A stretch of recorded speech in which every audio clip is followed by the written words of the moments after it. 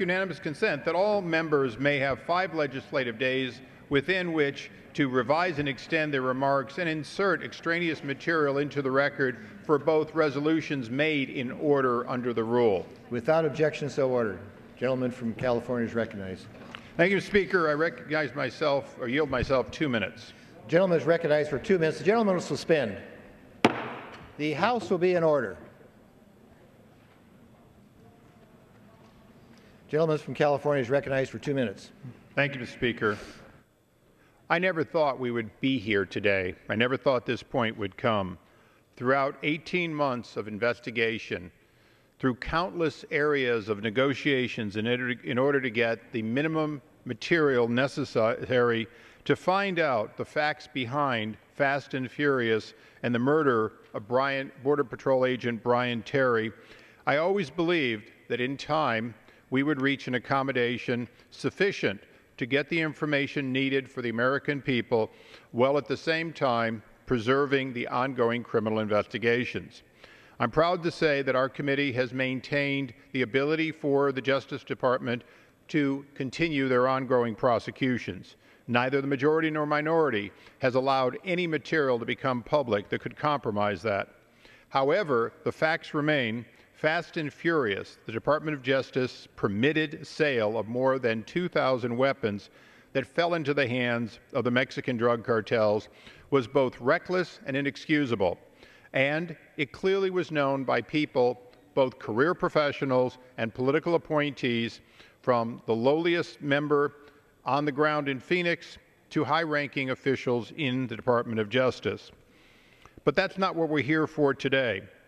Today, we're here on a very narrow contempt, one that the Speaker of the House, in his wisdom and assistance, has helped us to fashion. Let it be clear, we still have unanswered questions on a myriad of areas related to Operation Fast and Furious.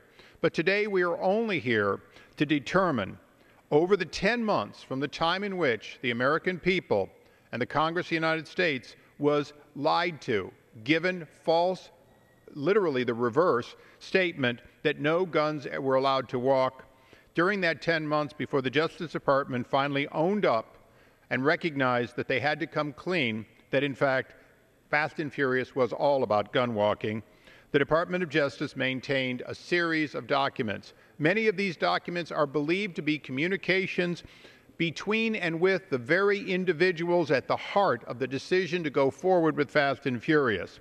Therefore, we have focused our limited contempt on those documents.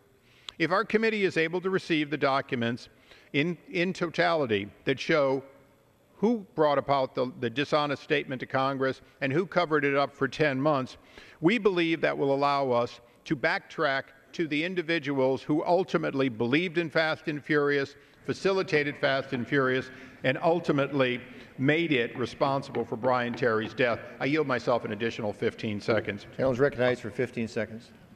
I won't read everything that's in my opening statement. I will read just one more thing.